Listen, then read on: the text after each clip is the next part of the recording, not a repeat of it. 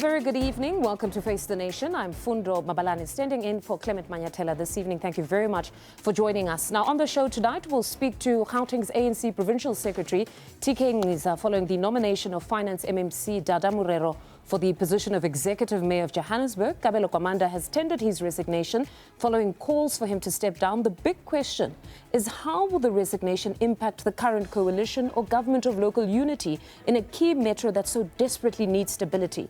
Later on, we'll speak to Statistics South Africa following the release of their unemployment figures.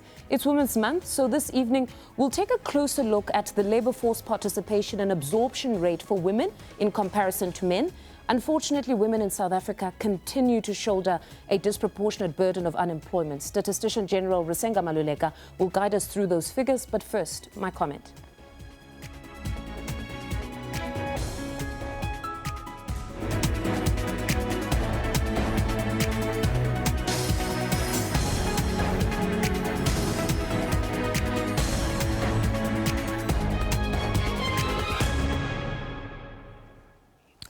So some say Kabelo Gwamanda's resignation was expected. The calls for him to step down were growing louder by the day. It wasn't just some civil society organizations, but political parties as well.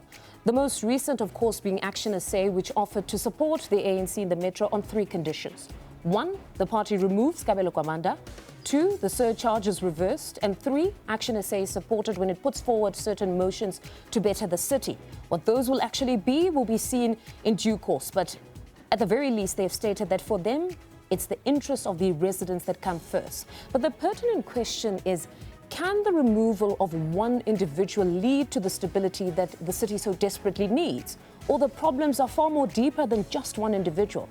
The reality, though, is the battleground for these elections, as the ANC has indicated at their Lehotla, the president stated this, even Nciza, was that the battleground was indeed at a local level. Service delivery played a very big role in who the electorate voted for. So is Dada Morero equal to this mammoth task that could impact not just the local government elections, but the 2029 general elections? Well, the question we're asking tonight is, what do you make of Kabelo Gwamanda's resignation as the Joburg mayor and the ANC's subsequent nomination of Dada Morero for the position? Please do share or send us a WhatsApp or voice note right now on the number 078 459 1897. Remember to share your name as well as surname and where you're sending your voice note from. And please keep it at 30 seconds or send us on an X on @FaceTheNation SABC.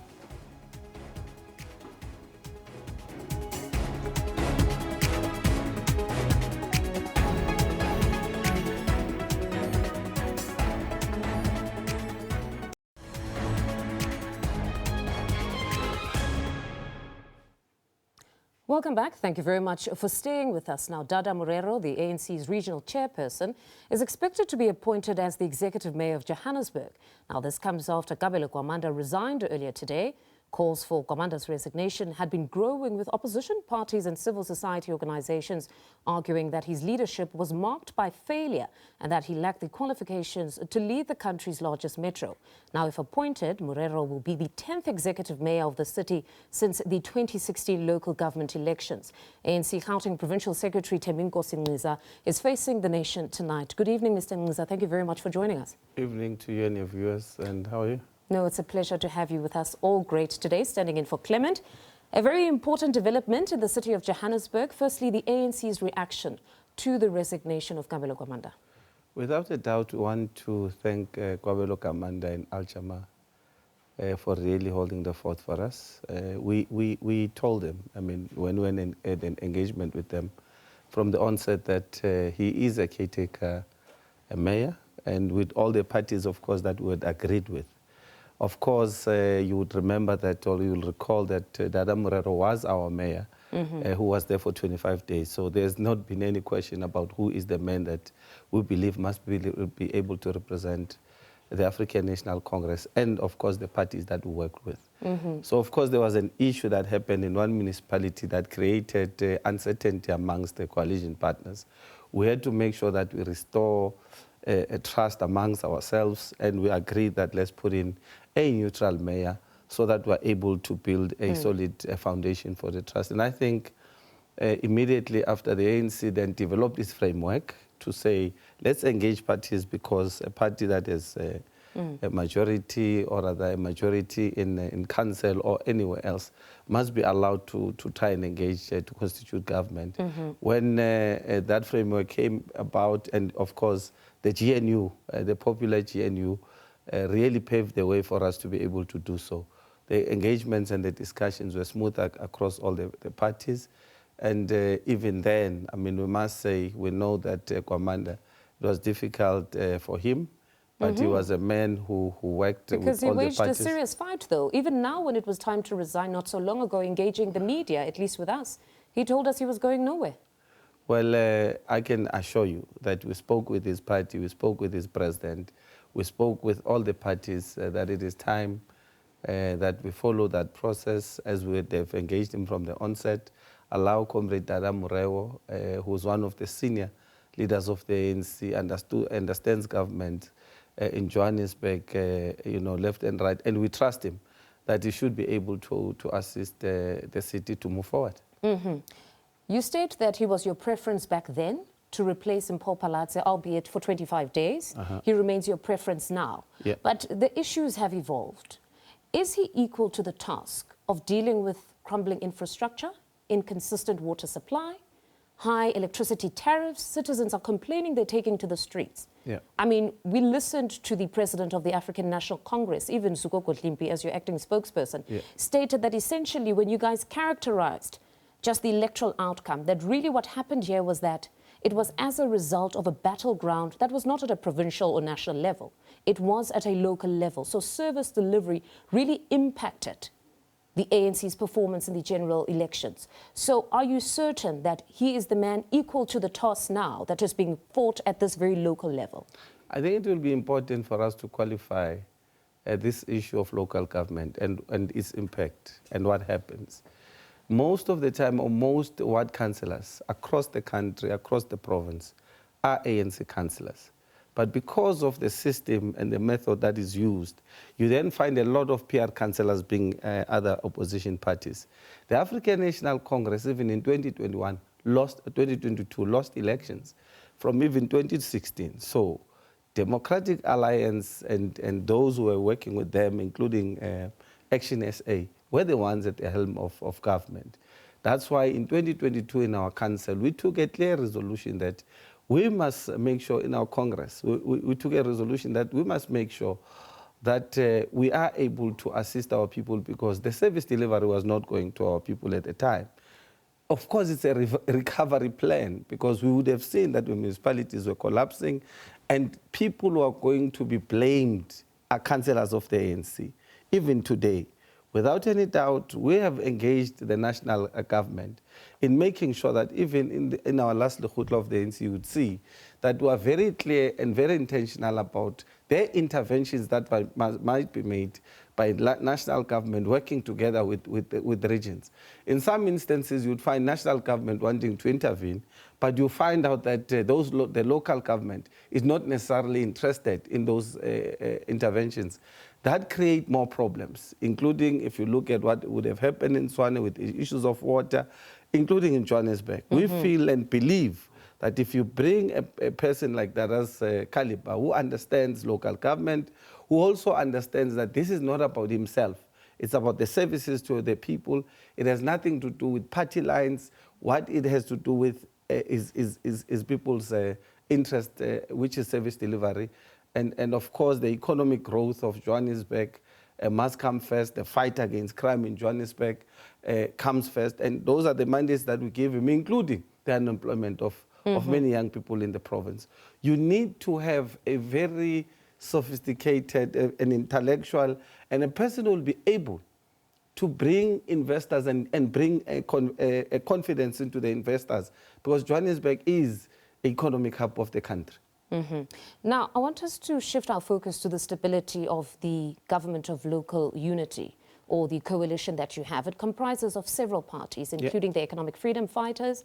Is everybody, or has everybody welcomed the nomination of Dada Morero? Because we know that before, they were instrumental or part of the decision to decide that you will take a mayor or a candidate from the smaller parties, not from the African National Congress and not from the Economic Freedom Fighters. So have they welcomed the decision to put forward Dada Morero's name, or they'll probably be fielding their own candidate?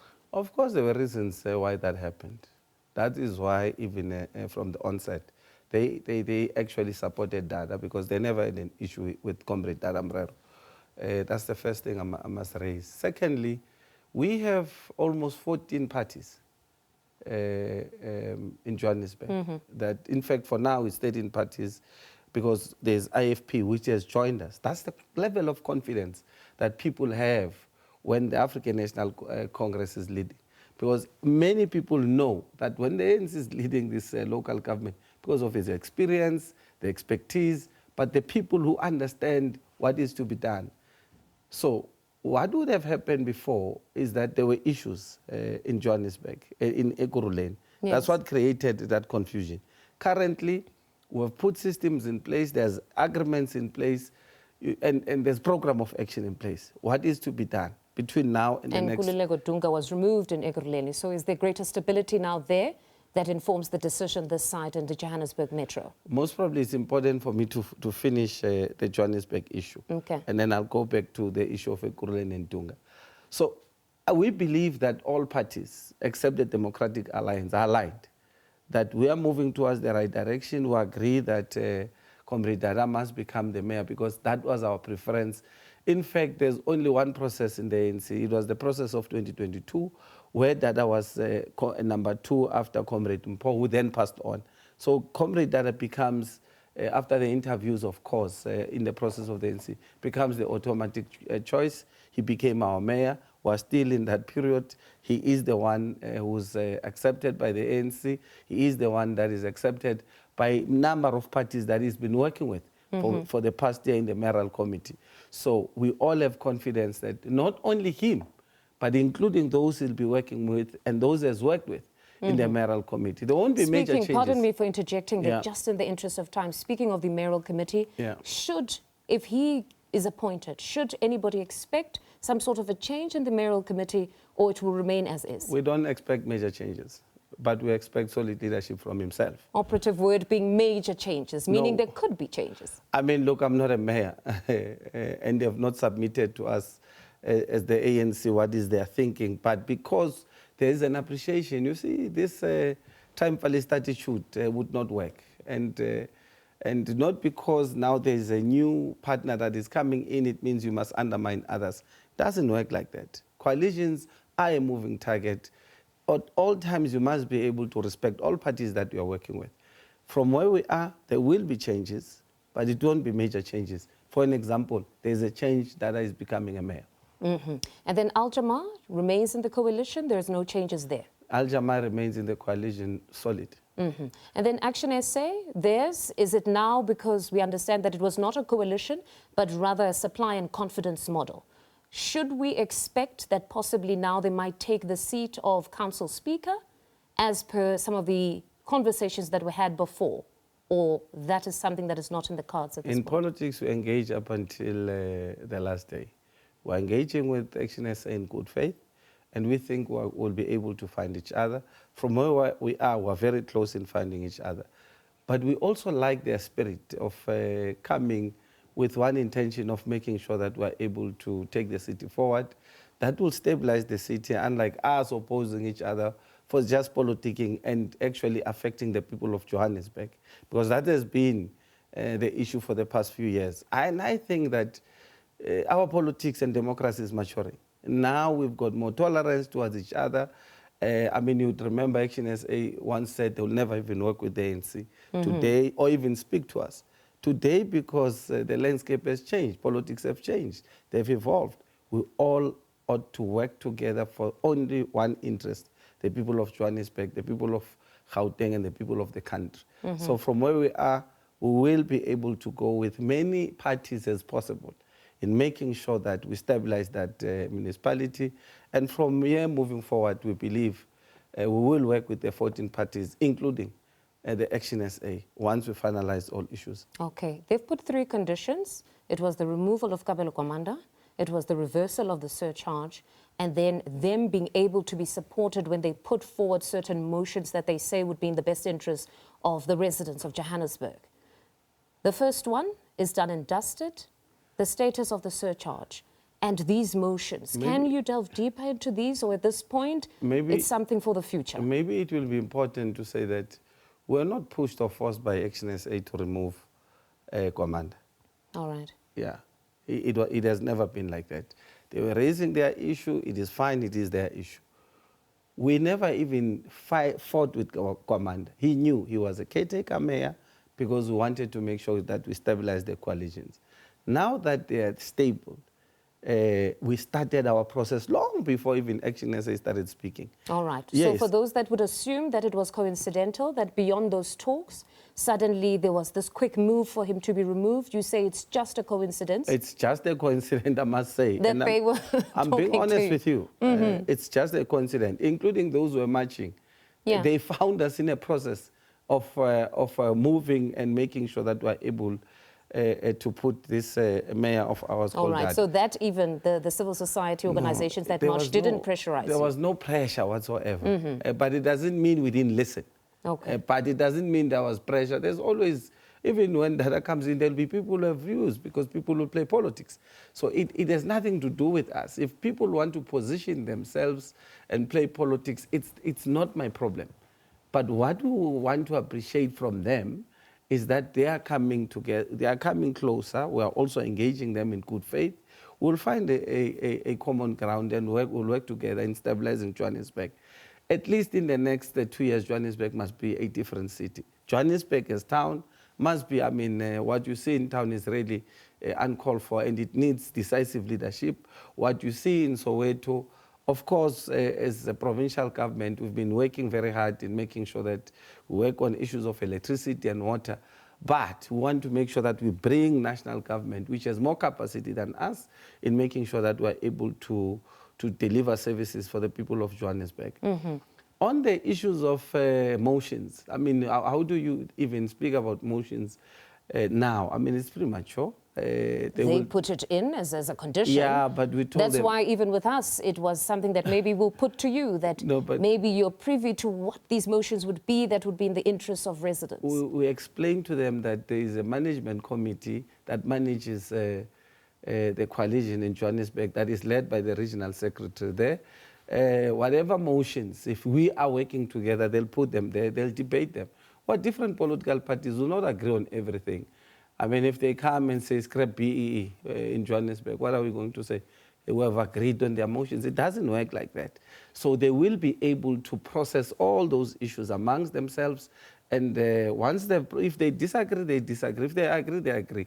That does not necessarily mean we can't work together because we've got different ideas and we're from different school of thoughts. And I believe that we should be able to work together because we never said to them, once you bring a motion, we'll agree because you're working with us. Doesn't work like that. Nationally, internationally, if you understand the phenomenon of coalitions, they always have, it's a moving target. It will always have different dynamics. So it doesn't mean you won't agree or you won't disagree with political parties. But it will be as and when. As and then and when, just in closing, the conversation around possibly disbanding poor-performing provinces in these elections, the general elections, there are reports that keep surfacing. It seems to be persisting, that there's a possibility of this happening. But my colleague Samkele Maseko spoke to the Deputy President, Paul Mashatile, at Birchwood, impromptu interview that they had. And when he posed that question, that could Gauteng possibly be disbanded, he said no. But what will happen is a process where they will now go to the provinces and ascertain what exactly were the weaknesses and strengthen them. Has that process begun? Are you now looking at finding where the weaknesses are, and the process to now strengthen these provinces then gets on its way? I think the African National Congress has suffered a setback nationally. There's no one province over another. Most probably we can say we performed better in Northwest, but across the country we have suffered a setback. And every province has got its own dynamics. In Gauteng, we were contested by 58 parties, unprecedented. It didn't happen anywhere else. For obvious reasons, it is the economic hub. We lost elections. We worked very hard. it is important for us to do a process that the ANC has directed us to do. This renewal process of the ANC must not be factional, must not be about race, it must be an honest renewal of the African National Congress. And we believe the deep diving of the ANC in making sure that we looked at how we would have done things before. Because you can't renew the organization if you still use the old tricks of renewing the organization. This is the type of work that we're speaking about. How our branches are constituted. Do we still have activism in the African National Congress? Do we still have comrades who are closer to the people, closer to the issues? And how do we take the ANC back to our people? It's what is important for us. This thing of disbandment comes from media. And those, of course, who believe that, you see... There would be certain people, perhaps in the political party, that might be mischievous, but leak it to the media. It took 7 years to rebuild the youth league. You can look at many other provinces that would have disbanded.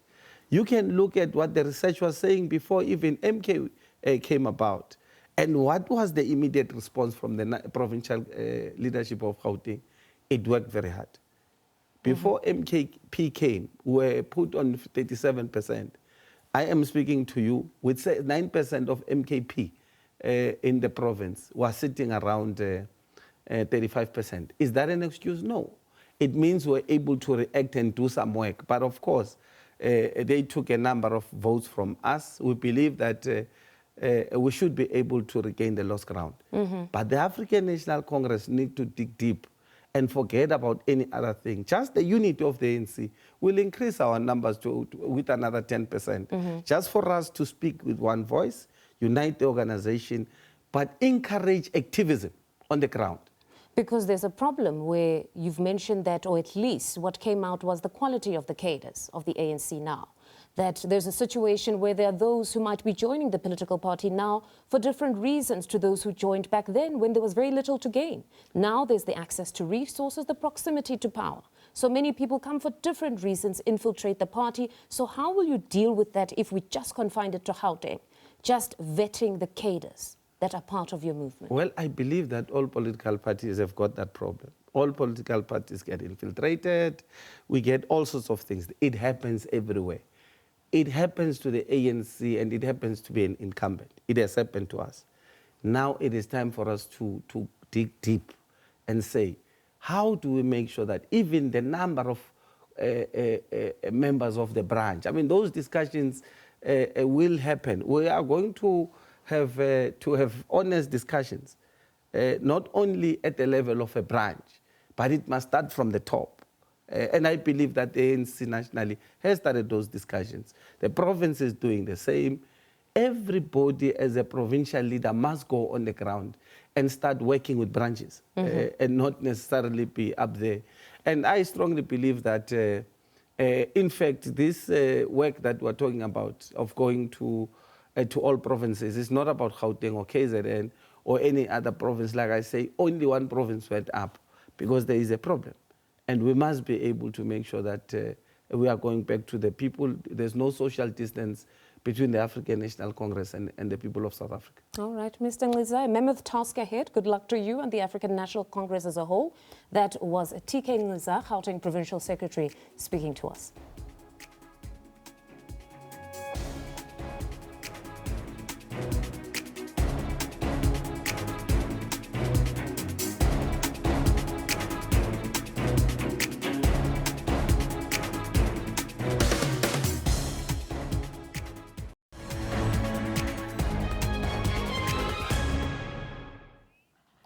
Welcome back to Face the Nation. I'm Fundo Mabalane, standing in for Clement Manyatela. Let's remind you of our question this evening. We're asking, what do you make of Kabelo Gwamanda's resignation as the Joburg mayor and the ANC's subsequent nomination of Dada Morero for that position? Let's take a look at some of your tweets. All right, this tweet from Wandile Ngeba says, the failures of Joburg Metro shouldn't be blamed squarely on the shoulders of Gwamanda. The EXCO should have taken the responsibility. Otherwise, another sixth mayor will occupy the position before next local elections. Okay, this one is from King Kwai. Good evening, Fundo, and to your viewers at home. I don't have much evidence of his contributions, but I also know that he may not be the ideal man for those who seek to eat. We'll unfortunately struggle with this inconsistency until we find a real, credible competition to govern. All right, very interesting views there on Twitter. Do keep them coming. We do want to hear some of your views. Let's quickly now listen to your voice notes. Good evening.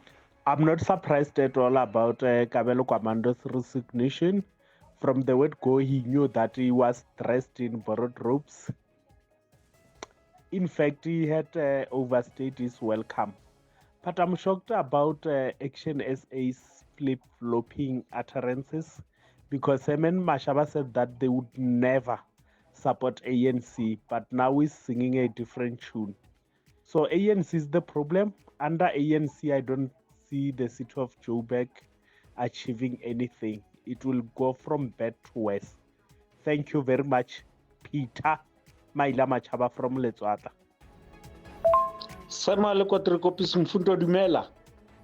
This is purely pull him down syndrome and scratch my back and I'll scratch yours principle at the expense of the citizens.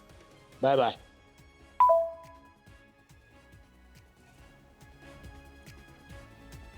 All right, some very interesting voice notes there as well. Do also keep those coming. We'd just like to hear some of your views on these very important developments in the Johannesburg Metro. And I must remind you, these remain the views of the public and not those of the public broadcaster.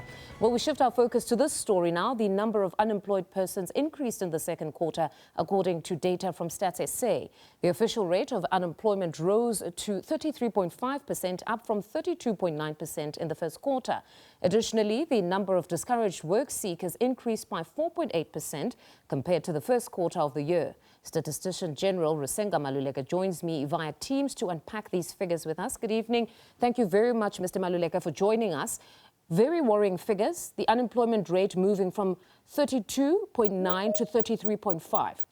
That's essentially a 0.6% increase over the last quarter. But the year-on-year comparison is even more worrying, revealing a 0.9% increase. Talk us through these statistics. Mfundo, our job at Stats SA is similar to yourselves as the broadcaster, in that we never have worrying figures.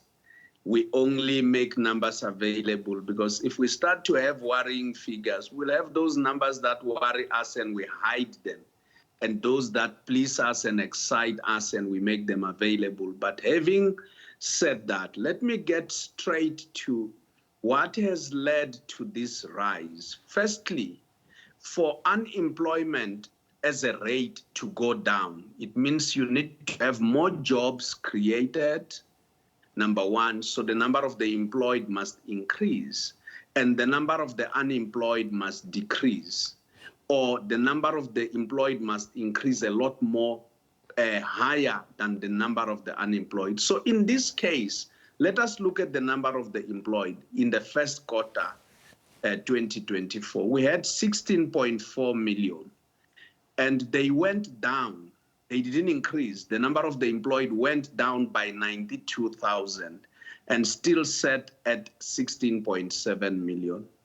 The number of the unemployed in the first quarter was sitting at 8.2 million. They went up. So we had an increase in the number of unemployed people by 158,000 to 8.4 million.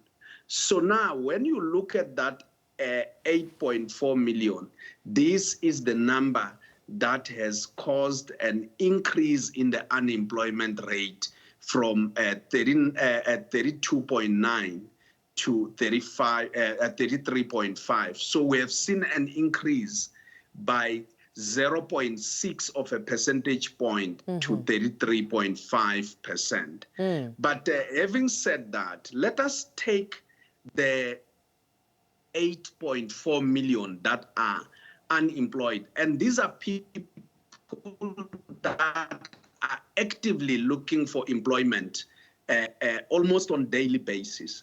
When we take those 8.4 million people, Mfundo, plus the 3.2 million people who said they were discouraged when we interviewed them, plus another 800,000 who said we didn't look for employment, not because we were discouraged, but if we had gotten employment, we would have taken it. Now that number comes to 12.4 million. This 12.4 million becomes what we call the expanded unemployment definition. And that returns a rate of 42.4%. So and that's in this inclusive of discouraged job seekers, those that are no longer looking. Certainly, it includes discouraged work seekers. But why is our headline at 33.5%? It is because the National Development Plan of our country, so adopted years back, 2011, 2012, tracks what we call the narrow definition as headline unemployment. And the narrow definition doesn't include the discouraged work seekers. So, I must say that one has always, pardon me for interjecting, that one has always been debated, where many would say it almost seeks to conceal the real reality, that if we're going to have an expanded and then have the more narrowed one, we're almost, it's a fig leaf. It allows us to hide behind this specific type of a qualification, that these are the narrow and this is the expanded, that we really need to consistently be showed that this is the figure in total, which is inclusive of those that are now discouraged and not looking for work, but essentially they also can be called unemployed individuals. Certainly, we make all figures available. We always publish them quarter on quarter. We make both the official, which is the narrow definition, as well as the expanded definition available.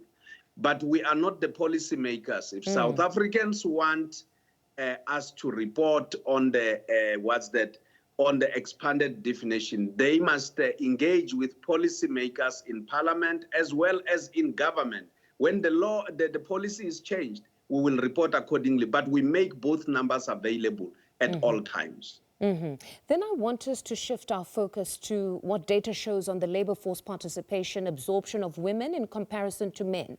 What does the data reveal here? Because it was quite unfortunate to read today a bit earlier on that unfortunately women are still disproportionately burdened when it comes to unemployment, underemployment, and just earning less in most instances. Just talk us through that data.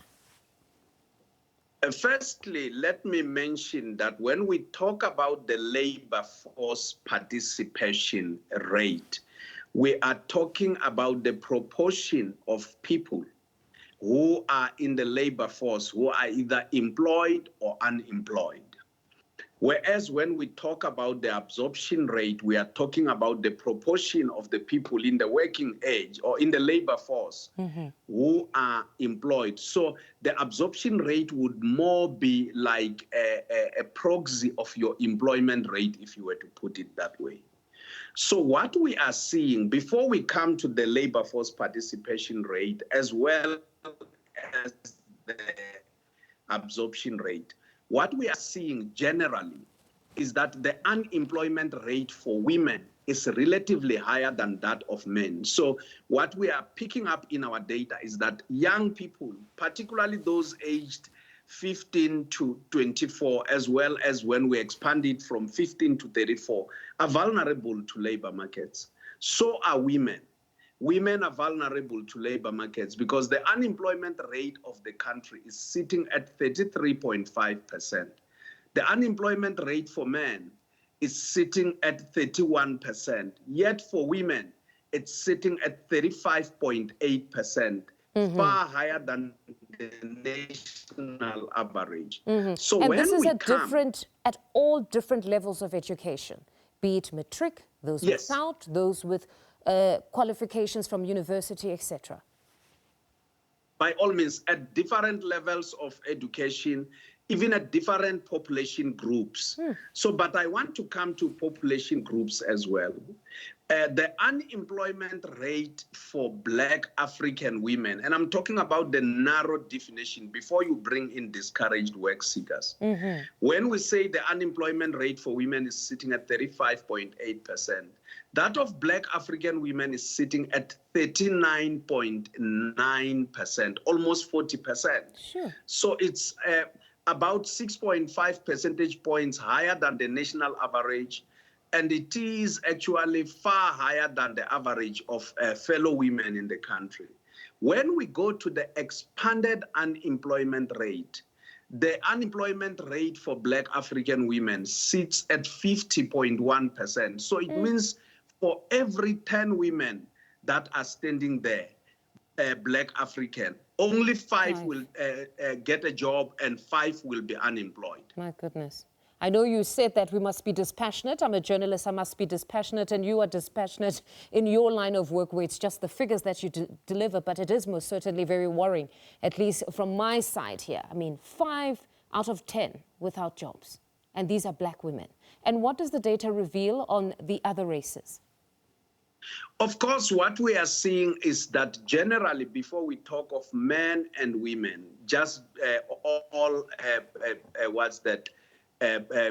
genders, we are picking up that the unemployment rate for Black Africans is higher than the national average. So the national average now, as of the second quarter 2024, sitting at 33.5%. The unemployment rate for Black Africans is sitting at about 35.1%. So it's higher than the national average. And then let us go back to the other population groups. The whites, as in men and women, enjoy the lowest unemployment rate in the country. It is not even 10%, it's about 9.8%, followed by the 9.8%, followed by the Indian Asians at about 13%, and the colored population group is sitting at 23.3%. Having said so, when you unpack it into women, all the other population groups, as in white, Indian, Asian, as well as colored, are below the national average of women. Only Black African women are higher than the national average.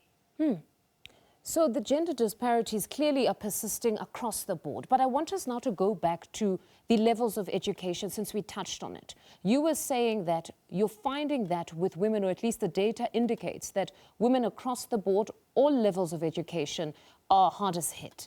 But when we look at those with a less than a matric, it seems that this time around, they were most participant. They were able to find jobs or be absorbed far quicker. Well, it's not necessarily the case because one, when we look at absorption, you should not look at it without looking at the issue of levels of education. So let us look at unemployment rates in terms of levels of education. Firstly, the unemployment rate for the country is sitting at 33.5% as of the second quarter 2024. Those with matric and less than matric are higher than the national average, meaning that they are higher than 33.5. They are actually sitting at about 35%, as well as about 38%, 39% there.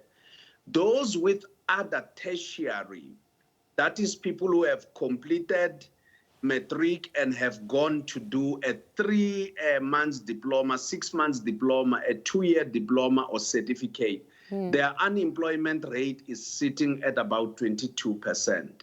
Whereas those with degrees and diplomas, that is 3-year degrees and diplomas, graduates, their unemployment rate is sitting at about 10%. So it means that the higher the level of education, the more people are able to get jobs, and their unemployment rate remains lower. All right, wonderful. Mr. Maluleke, thank you very much for joining us this evening and just taking us through that data. That's Statistician-General Risenga Maluleke speaking to us. All right, let's quickly take an ad break. We'll be back with more.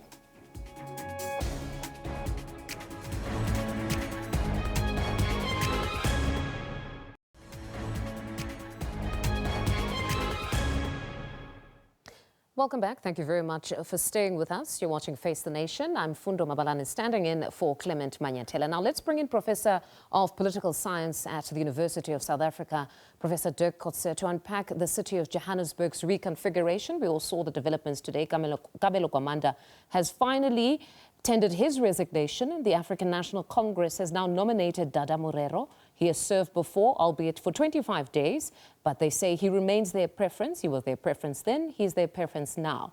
Thank you very much for joining us, Professor, on Face the Nation. Very interesting developments. Firstly, your reaction to what we saw today. Well, I think it was in the pipeline for some time already. We heard earlier on that Action SA is going to come closer to the ANC, that they are willing to cooperate with the ANC, not necessarily in the form of a coalition, but that they will, in very important points, like, for example, the approval of the budget and other election processes, they will support the ANC. So effectively, they will replace the EFF in that coalition.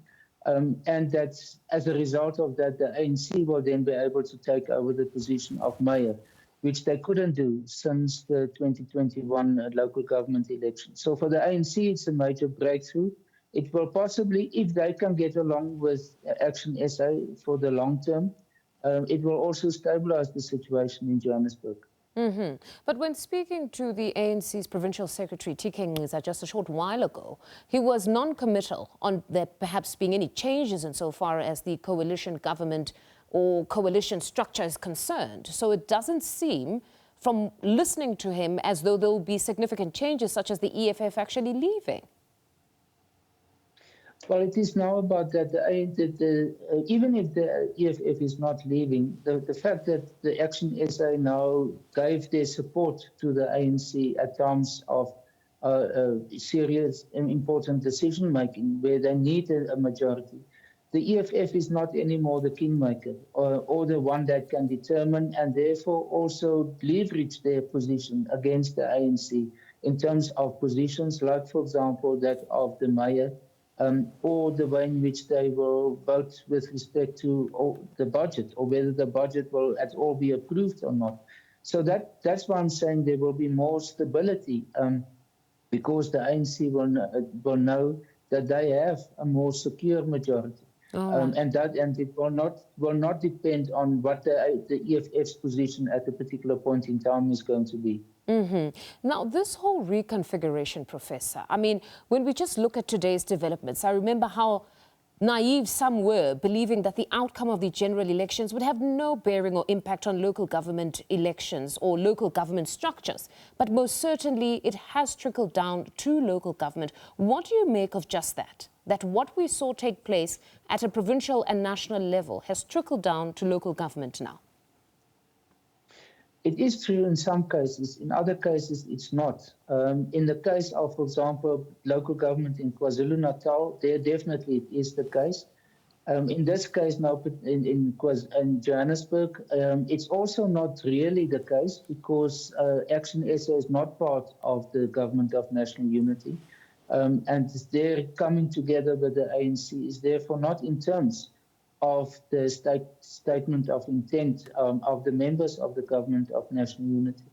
The same also applies to the situation in the Western Cape between the DA, or the relationship between the DA, the ANC and the Freedom Front there. So to some extent, actually, the situation at local government level is not directly related yet to the government of national unity. In the statement of intent, they said there's a possibility to do it. And as I said, in KwaZulu-Natal, we saw a bit of that, but in the rest of the country, not. Mm-hmm. And then the nomination of Dada Morero. He's been there before, as stated a bit earlier in the intro, albeit 25 days, though. Just replacing Paul Palatse before, again, it was stated that his appointment there was not procedural. But is he the correct person that is equal to the task at this point, honestly, given the dynamics of a metro such as the Johannesburg Metro? Well, the ANC has the most seats in Johannesburg, so and it's more than what they had in relation to the DA than in the previous dispensation since 2016. So strictly speaking, the ANC should be the leading party in Johannesburg. Mr. Morero, is a very senior person in the ANC group and the ANC members in Johannesburg. And as you indicated, he was there already. And as I understand it, that during the time of Mr. Nkwanda, the Al Jamar mayor, he was behind the scenes very instrumental, very prominent in guiding and supporting him in terms of the role of the mayor. So he's certainly in a good position, in a senior position. It seems like he's obviously the number one choice of the ANC. There were apparently three possibilities, three candidates. So in that sense, I think he's regarded as the one that the ANC at least regards as the best person to fill this position. The narrative that Mr. Morero was guiding the former mayor, or soon-to-be former mayor, Kabelo Gwamanda, from the back. You've got civil society that protested 2 weeks ago, speaking about the dysfunction in the city, the inconsistent water supply, the high electricity tariffs, the dilapidated infrastructure. So if this were to be the case, that in fact Mr. Morero was guiding Kabelo Gwamanda, who's now being seen as somebody who failed dismally, what does it then say of him? Because there are those, even some of our viewers, that stated that perhaps one man should not take the fall if we're saying that there's dysfunction in the metro. Yes, well, I agree with you that there are some doubts about the ANC leadership in general in Johannesburg, and whether that will now make a difference, the fact that they are now in the key position of the mayor also, because they were already in a very strong position in the mayoral committee. So in a sense, it's not so significant changes. I think what is the big change is the fact that they are sure about their position when it comes to important decisions that will be made in the council itself. On the executive side, on the mayors and the mayoral committee side, it's not so significant. And the persons, as you right in the beginning said, there's not necessarily going to be dramatic changes in the composition of the 10-member mayoral committee. But that sense of stability, I think, is something which is very important for them. At the same time, the fact that there was the ANC or any of the major parties were not in the position of mayor meant that they had to, in a sense, choreograph the role of the mayor. That the mayor became, in a sense, the person that was received instructions from the main parties in order to do what he was supposed to do. But that undermined, to a large extent, the role of the mayor. Because remember, the mayoral official position is called an executive mayor. It's not just an honorary mayor or a symbolic mayor. It means it's a person who must take the lead in the executive. And if that person is not in a strong political position, it's very difficult to do it. So I think that in itself should give, at least for the moment, we must give the new mayor the chance to demonstrate that he can use it much better than in the past.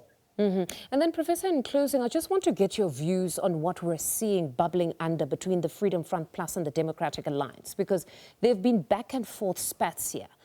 When listening to the Freedom Front Plus speak of the Democratic Alliance, they've gone on to say that the DA is in fact arrogant. And this pertains to what we've seen happen in the Western Cape.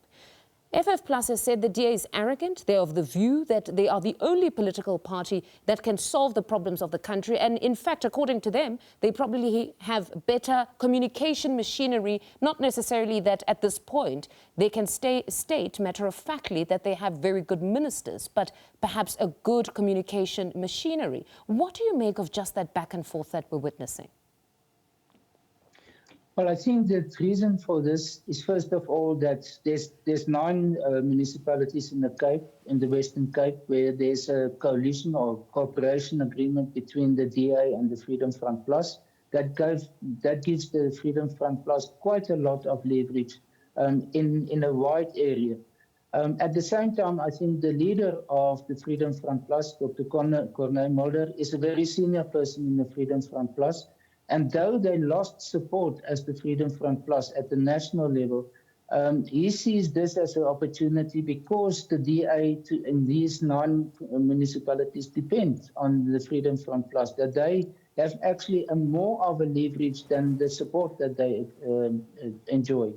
And that during the time when the Freedom Front Plus was in cooperation or coalition with the DA, they couldn't fill the position of in any of the 9 of the mayor. Now that they are already together with the DA in Oudtshoorn in a new coalition, the Freedom Front Plus received the position of mayor. So it gives them a stronger prominence or more prominence than during incorporating with the DA. And I think this is part of that Freedom Front Plus sees the Western Cape as possibly a province where they might have the opportunity to grow slightly, and that they use these opportunities for that. It looks a bit pragmatic, it looks a bit opportunistic even, and I don't think it's going to last very long, but for the moment, I think this is what motivates them. It is therefore not a reflection on the DA Freedom Front relationship within the government of national unity. It goes back to what I've said earlier. There's very little of a correlation between the two there. All right, Professor, thank you very much for your time this evening. That's Professor Dirk Coetzee. He's political science professor at the University of South Africa. And that's my lot for this evening. Enjoy your evening further. Good night.